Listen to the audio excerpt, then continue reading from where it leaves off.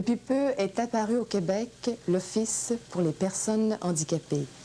L'Office a été institué en vertu de la Loi 9, assurant l'exercice des droits des personnes handicapées. Elle a été sanctionnée en 1978. Le but de cette dernière, garantir à ces personnes la reconnaissance et l'exercice en pleine égalité des droits et libertés reconnus à tous les citoyens. Ses rôles sont de coordonner les services aux personnes handicapées et en influencer le développement. Élaborer et voir à la mise en œuvre des moyens assurant leur intégration sociale, scolaire et professionnelle. Promouvoir et défendre leurs droits et leurs intérêts et enfin contribuer au développement et à l'application des connaissances relatives et les rendre accessibles à tous. En voici maintenant ses services. L'Office des personnes handicapées, qui est un organisme gouvernemental créé par la loi assurant l'exercice des droits des personnes handicapées et dont le conseil est composé de personnes issues des associations regroupant des personnes handicapées, qui sont d'ailleurs des parents d'enfants handicapés ou des personnes sérieusement handicapées elles-mêmes. Ce conseil-là a produit un plan de développement d'où découle le travail que fait la permanence à l'Office. Et nous avons regroupé plusieurs services qui évidemment traduisent le mandat que la loi nous donne. Et le service le plus important à l'Office, c'est le service à la clientèle qu'on peut rejoindre par un numéro sans frais d'appel et qui reçoit à ce moment-là les plaintes, les demandes de renseignement et surtout les demandes de plans de service. Le service d'information qui cherche évidemment à rejoindre le grand public et agir sur les mentalités, mais aussi à donner des services de support aux associations. Et un service de recherche et de documentation qui nous amènera à mieux jouer le rôle de coordination qui est le mandat de l'Office. Il y a d'autres services, outre les services de soutien, et un service qui est axé directement sur le support aux associations que la loi appelle des organismes de promotion pour les amener à jouer mieux leur rôle de défense et de promotion des droits et des intérêts des personnes handicapées. Un service qui est un service de coordination et duquel relèvent des agents de développement. Il y en aura un dans chacune des régions du Québec. Pour la région de la Mauricie et de Drummondville, du cœur du Québec, c'est Michel Théroux qui est l'agent de développement de l'Office, qui a déjà fait un travail très formidable.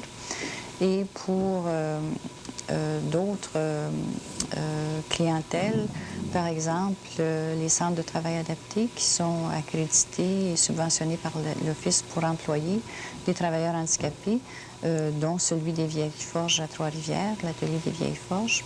Nous avons des conseillers en gestion qui travaillent avec ces ateliers-là pour les rendre plus efficaces, plus compétitifs.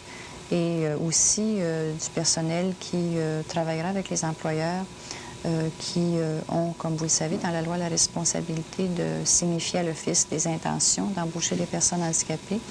L'Office peut subventionner par le biais d'un contrat d'intégration professionnelle, peut subventionner en partie le salaire d'un travailleur handicapé pour une période d'intégration. Donc, il y a du personnel affecté aux employeurs pour rencontrer cet objectif-là.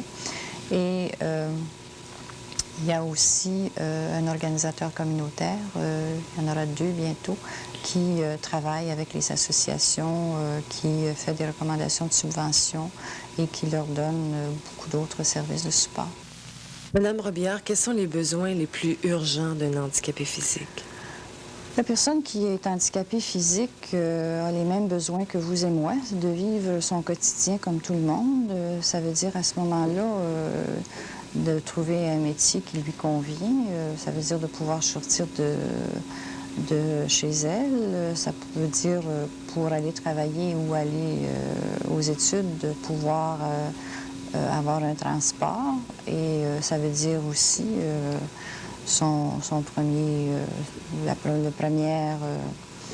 désir manifesté est souvent d'avoir accès aux équipements de loisirs, aller chez le coiffeur, aller à la brasserie.